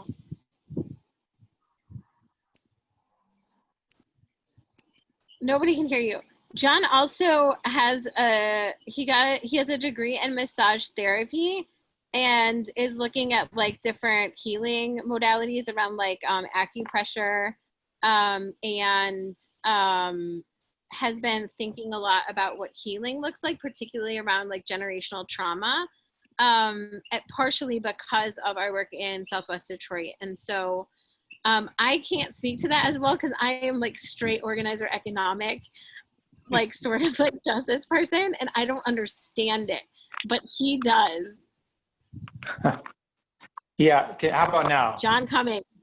Yes. I'm here. Or you could just come outside and use my computer if nothing else works. Go ahead. Yeah, it's a good question. I mean, so how do you help people process the trauma? You know, I think, I mean, there's definitely a need for it. I think, you know, I just know so many people, I mean, in general, but also especially in our community who experience some level of anxiety or depression, panic attacks. I think a lot of it is related back to trauma. And I know, you know, I think there's a need to do that in community, right? There's a need to have a space where you can come together and share and support each other. I've been reading about, there's this book called Waking the Tiger. It's by Peter Levine. And he talks about how kind of trauma is stored in our bodies, how it works for animals, and how like we're kind of dysfunctional as humans because we're both like predator and prey. But that in a lot of indigenous cultures, there's a collective process for like letting that energy out and be expressed in the way that animals do it, that we've kind of, it doesn't always work immediately for us. We like store it inside, and that has a lot of consequences. So I think from like more like a church and kind of communal piece, I think there's a real need for people to be able to create that space, kind of, you know, our own version of how, you know, many people are like in Native American culture with the healing circles. You know, that's something that some folks in our neighborhood practice, who are, you know, American Indian, Ojibwe background. And I think that's a very powerful practice. So how do you take that kind of concept and like, how do you come together and create an intentional space for healing and for expressing those experiences? You know, I just think about, I did a funeral earlier this summer for a mom of 4 who died of COVID, and just the intense traumatic emotion around that for the whole family, and everyone connected with her. And so like, how do you kind of follow up with that and continue to help people process? I think it's difficult. I think also you need to create more access to alternative forms of healing for folks, especially in communities like ours, because it's one of the places where, I mean, regular traditional medical care is not that accessible, let alone alternative forms like, you know, for me, like body work or acupuncture, herbs, those different kinds of things. I think those are, can be really powerful in terms of the healing of trauma. So that's my own 2 cents. But I think it's something that's not talked about enough, and we haven't created a way to do it. And sometimes it's just kind of pretend it's not affecting us, when that's often behind the symptoms of what people are experiencing and feeling and how they're acting. So I don't know if that helps. John is also doing, again, I don't know the details, but something with, we have a therapist who also sees multiple people in our neighborhood. And so there is sort of like the nonprofit industrial complex therapy. They have therapists, but they're all like interns, like really young, mostly white women who don't speak Spanish interns. And so we have worked with our therapist who's leading. What are you doing? You're doing something around trauma with our therapist, John. What is it? Oh yeah. So we're gonna have it more like mental health, but trauma is a piece of it. I think we're gonna have a kind of a community conversation with the support of the therapist about like, how do you deal with mental health with COVID, and just the reality is the season's getting darker and colder, and there's going to be more isolation, and like, especially for kids, there's, you know, the schools right now in Detroit, I think, are still just doing 7, 8 hours a day of like on-screen learning. They just stick a camera in the back of the classroom and show the teacher. For the few students who are in the classroom, they're there, and then whoever's online just has to watch that. So it's a terrible setup, and it's going to have a lot of impact on mental health for kids and then their parents because they have to deal with it. And so I was going to try to talk about how do you address like the stress, the anxiety, the depression, and just the impact of that as it continues to get more difficult to even just go outside and connect with other people and being in that kind of situation. So yeah, there's a desperate need for therapy and for ways to address mental health in our communities, I think. So yeah, we're going to try to see where it goes with that conversation, see if it can help.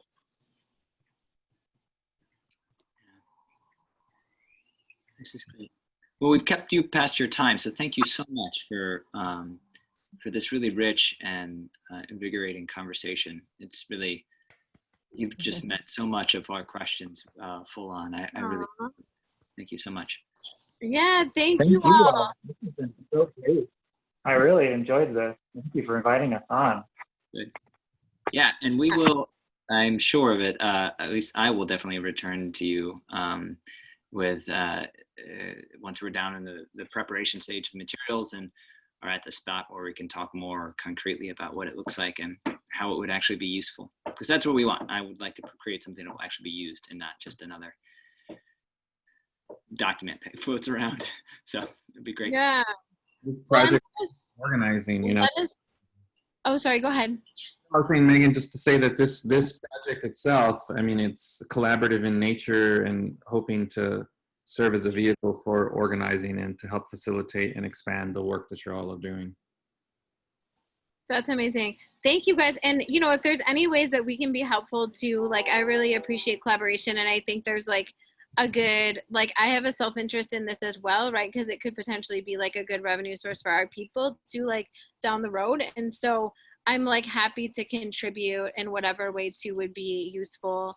Y'all seem like good folks who are super just when you start to lose hope in the church, you meet people who are doing the work, and so thank you for the work that y'all are doing too, for picking up what really needs to be done and just doing it. And so if there are ways that we can continue to be helpful, let us know and be even collaborators in any way, shape, or form. And it sounds like you've a good connection, a lot of good connections, but if there are ways that I can help be a connector, I think you're connected to everyone I would connect you to. But let me know if there's anyone else. Hector, connect with Hector Carrasquillo. He's in the ELC. He used to be in Churchwide. I think he's still in Churchwide. So yeah. All right. Good. Thank y'all. Thank you. Thank you so much. Bye. Bye. Thank you. Bye. Thank you. So friends, we've got about 15 minutes left, but I thought it was really wonderful and a good opportunity for us to kind of even get into some of what I think we hope to get into during the second half of our conversation in those questions that we would pose to Megan and John. So I just kind of want to do a quick temperature check. We've got about 15 minutes left of our time together. I was hoping that we could actually just continue to roll in and skip the 5-minute break that we were originally going to give us and just kind of, as a larger group, consider 3 questions I think that I've got on our agenda here under the larger group discussion here. We originally, does that sound fine if we just keep on rolling? Does that sound okay? Should we hear George's presentation since he prepared for it? And maybe we can share the questions online with the group and people could respond. That is a much better proposal. Thank you, Rosemary. I'm sorry. No. I don't know if George is going to thank you for that, but yeah, I thought I was going to get out of doing the presentation today, but all right. Yeah, so we'll share with you a series of questions that I'll ask that you respond to. So please do, and so more from me via email. But for now, let's turn to George. Thank you. If at all possible, I've just felt so isolated during COVID and all these sort of Zoom meetings that if you can, and if you are willing, could you unmute yourself? Because I feel like I've lost this sort of like call and response feel of like being in the room with someone else and like your body's moving and hearing that, or like you tapping a pencil or your chuckle that you say, or just anything like that. I mean, you don't have to go full force or anything, and it's fine. But anyway, yeah, so I thought it very odd in sort of two ways to be doing this book review now that I've started to come up with something of what to say for a review. And first off, it's probably like most of you have already read this. So to give a book review of, No Rising Tide, I don't know if there you go. Yeah. Is going to be helpful in any way, because you've all basically probably read it already. And one of you in the room has written it. So it's even more an odd beast to sort of propose a review of this book. Well, the thing is, you always have to reread yourself, so sometimes you forget what you wrote, I tell you. Yeah, exactly. And I was also thinking during this moment about how my mother used to think that I was the most handsome boy at school, So there's ways in which like the parents are not always their best reviewers of their children and their own sort of like things that they produce. So in that sense, hopefully I'll sort of bring new light to something. Well, I guarantee I'm not going to bring new light to anything here. We've all read it. And so anyway, this is, 191 pages, relatively kind of smaller book, but it's incredibly, it reminds me of a labyrinth. Like you start to enter and the distance in which you think you're going to be moving is actually much greater. There's so many spaces and arguments and analyses that get brought up in this book that are encapsulated in that small book, but it's incredibly massive and large and complex.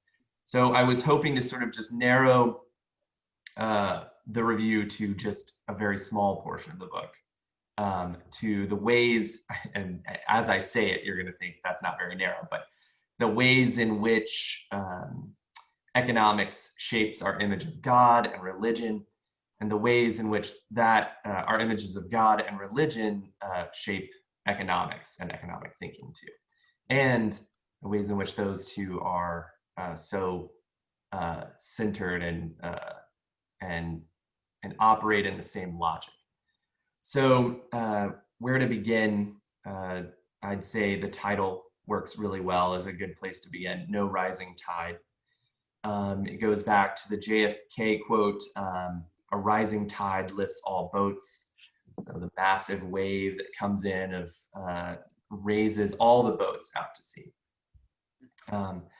And the writer of this suggests that this is a strong statement of faith, and he uses the language of a statement turned doctrine, the doctrine that basically shot through globalization.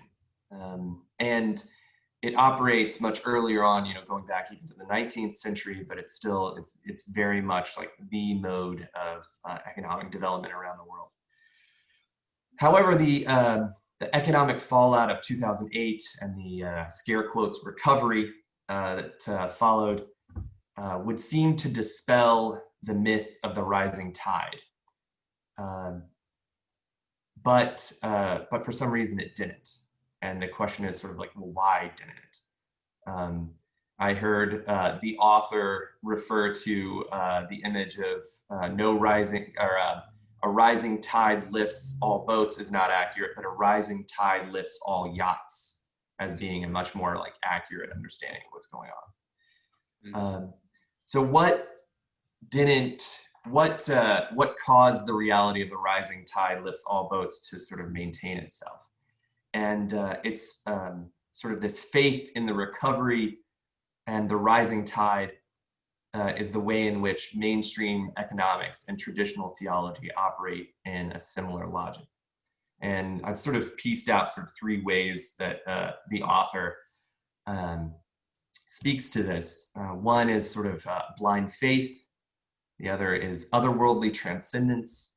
And the third and final one is a sort of top-down hierarchy of holiness or success. He narrows down, perhaps not entirely a mainstream movement, but I'm excited to hear what David has to say about this, but zooms in on prosperity gospel. As sort of God wants you to be rich, but probably more interestingly, God is the richest of the rich, God as rich, God as wealthy. There's a quote on page 64. If God is envisioned as being on the top, those who are closer to the top are more like God than others. So within the prosperity gospel, there is this sort of notion about who is most holy, this sort of, which is the sort of like third parameter, right? God as most high, top-down hierarchy of holiness. Now this might be like just prosperity gospel, but it's actually more enacted into the mainstream churches. When you think about who leads the churches, it's often sort of the wealthy donors. And then also more sinisterly, the sort of charity model, right? Because it's the wealthy are trying to raise up the underclasses and bring them up to the site of holiness of sort of God. So that sort of movement is a sort of transcendent sort of like bringing up. So these kinds of theological positions, sort of mainstream, contribute and encourage by normalizing blind faith or this sort of unhealthy hope, and this image of God as transcendent, otherworldly, you know, Jeff Bezos, right? Sort of God as Jeff Bezos, right? He is the most holy, right? This is reflected in the blind faith in the market and the hope in the invisible hand of the market, right? Like a lot of us think, you know, invisible hand goes back to Adam Smith, but it's actually goes back even further to sort of John Calvin, the invisible hand of God sort of operating within all of us. Right? I mean, sort of, and that goes even further, right? The market as divine, the market as God. I mean, I don't know if many of you have read Michael Novak's, but The Theology of the Corporation, right? The corporation as incarnated Christ. Like he goes really intense on that. So beyond just sort of diagnosing, the author then goes into maybe some alternatives, and I'll try and speed things up. Common good, sort of like redefining and reevaluating common good as not just sort of thinking about like what works for everybody, but actually what specifically what works for the least of these. Like if you can sort of focus what is good for all by focusing on the sort of like part that has no part, then in that way, like to use Rancière's terms, like is sort of the best way to understand the common good. And then understanding, this is my last sort of part here. Understanding transcendence as sort of a process that locates itself in immanence in the incarnated Christ, and not some sort of otherworldly, you know, Jeff Bezos on high, but sort of the transcendence that points to the incarnation into a sort of worker. So that's it. And I'd love your questions. I can answer questions about this book probably better than anybody in this room because I've read this book many times. One of the questions I had is I recently read it this summer, which I'm sorry to say I hadn't read it until this year. I read other things. So this was great, an excuse to read it. Was just the balance between like theory and there's a lot of theory and just like trying to without getting caught in it, right? And I think Jorg, you did a good job, but I'm also interested in how you, George, experienced this as someone who, at least I perceive, like is drawn to theory, but also only insofar as it's useful for practical ends, right? Like theory just for theory's sake is like meh. So I'm curious about that. And I mean, I can remember a couple of points like in New York where you cite in footnotes, like the deeper theory, like you're citing Lacan in ways that's around the real, that's interesting to me, but I haven't like heard you speak about. And recent times. And we've been doing more practical work together. So I'm just curious about that, particularly as we think about developing relatively theologically sophisticated stuff on new notions of the church that are friendly and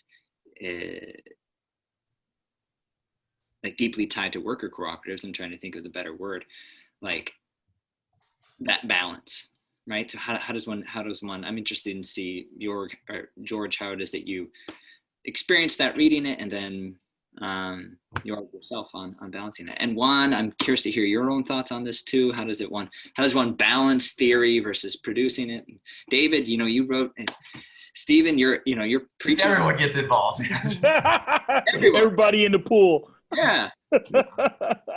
I think it's interesting that like in certain spaces, I'm the guy focused on like orthopraxy. I'm the guy like, George, why do you keep on bringing up like labor movements or like lived experience? What's the deal? Let's talk about Whitehead, right? And then in other spaces, I'm the theory guy, which I don't understand. I have no idea how I get these like different monikers and all these like different places, but it reminds me of like this sort of Chomsky quote where they asked him, what do you like more, your sort of your evaluations of the U.S. empire, your sort of like activist stuff, or your linguistic work? And he said, if the world went away, I'd be very, very happy just doing linguistic work. And there's a sort of, and like that, I think it's sort of like with me too. Like if the world just went away, if it was just like we had, luxury gay space communism, it would be lovely, and I would be able to just engage in like metaphysics and ontological work and stuff. But the world is there, and its demand. I mean, there's that part, but then there's also a way in which like metaphysics, the theory stuff, actually like, and this is where I think No Rising Tide is very helpful. It informs all that other stuff. Like there's a deep entanglement between like images of God, the church, certain forms of like hierarchy in that great chain of being, and the ways in which like economists have faith and hope and operate in like the sort of lived reality. And so those two are like so entangled and tied, for me at least, and I think No Rising Tide sort of explicates this, that you can't really render the two, I think. So yeah, that's sort of my point. If I can add to this, I think this is one of the crucial questions, and I'm surprised that the academy, after all these years, for the most part, still doesn't get it. And I mean, even Vanderbilt Divinity School, there's so many of my colleagues that still talk about putting theory into practice. And I think, that's what we did in the 19th century, right? That's what we did in the German academy. And it never worked. I mean, it was always, it ended up either as irrelevant or as a cover-up. So in the 1970s, well, it came out of the 60s really in Latin America. The Latin American liberation theologians made it very clear theology is a reflection on practice. And that meant, what you're doing, and not just any practice really, but what you're doing in your revolutionary work. What you're doing in actually building power shapes the way you think and has an impact on your theory, which is where, for me, this CIT project here really becomes also very important, because it helps us to rethink, rewrite, rebuild, reconstruct theory, theology, ideas about God. But what really surprises me that all these years later, even in a progressive academy that thinks of itself as liberative, that has not yet arrived. And so people still think, we have to read something first before we can talk about it. Or they think, ultimately it's all about practice, and then theory has nothing to say to it. But what really caught me by surprise, and still catches me by surprise, that even the younger generation still doesn't quite get that you need to develop these things out of the struggle themselves. There's a long tradition going back. Of course, Gramsci was the one who talked about the organic intellectual. But that's something we all need to reclaim, and especially for those who are academics, and PhD students and budding professors. That's where I think the biggest battle still has to be waged, because we're not there. I'd be willing to jump in real quick on the heels of everything that's already been shared. I came of age, especially in terms of grad school, at kind of this crossroads between, you know, everything shifting towards the post, the post-colonial, the postmodern, the post this, the post that. I just got hit upside the head with all these posts. And what was crucial about this, maybe to echo what Jorg is saying, is that the idea that folks wanted to bury a lot of actual human experience in all this kind of jargon and academic musing. But now I think we're reaching a moment of backlash. And if, to just use a brief example, right, with all the recent, COVID hijinks that Trump just did and underwent, now he's saying, oh, now that I've gotten the coronavirus, I can actually understand it and deal with it better, right? Which then by analogy means that the captain of the Titanic can now tell you about naval maneuvers because, he hit an iceberg, right? The logic is just dumbfounding, right? Theory allows you the opportunity to extrapolate or to, imagine possibilities, even if you haven't yet lived them or fallen prey to them. But it can also, and this has been my experience, it can also, we were talking about this a little bit in the chat, right? For unfree people or oppressed people who haven't yet known or tasted what the joy and the possibility of freedom is, they have to somehow, some way cultivate a imaginary about it before they can ever really embrace it, right? Unfortunately, what we see, and I think Megan and John were kind of illuminating this in their sharing, is the idea that if oppressed people just simply think freedom or justice or equality is what the folks who've been beating them over the head do, right? You're replicating cycles of problems and oppression, versus I want to dream my own dream and do my own thing, and hopefully it'll be better than what came before. Just very briefly and humbly, I would also offer, one of the things that I've been most interested in is the ways in which the practices within communities of oppression have in fact replicated patterns of oppression and done so unknowingly, and sometimes done so under the name of liberation. So how have some of these ideas permeated themselves into religious institutions within communities of the oppressed and created patterns that do nothing more than reinforce the very theories that those communities claim to be in resistance to? And how has it shaped our theology? So what I love most about No Rising Tide was the ways in which it articulated ideas that were present within the communities that found themselves or saw themselves in opposition to the very forces against them. And how do we begin to explicate where we really stand relative to some theology that also is still attentive to economic agency and economic participation? So it was very helpful in my engagement, and it continues to plague me as I look at the practices of the church and try to figure out a way forward that's consistent with what we believe our theology to be. Wonderful. Yeah, and please, sorry, Francisco. No, just the insight that I always got from that book has been the whole idea of the logic, right? The logic of downturn, and then it always makes me then to think about, so then where's the disruptive counter logic that is continuously needed, so. Yeah.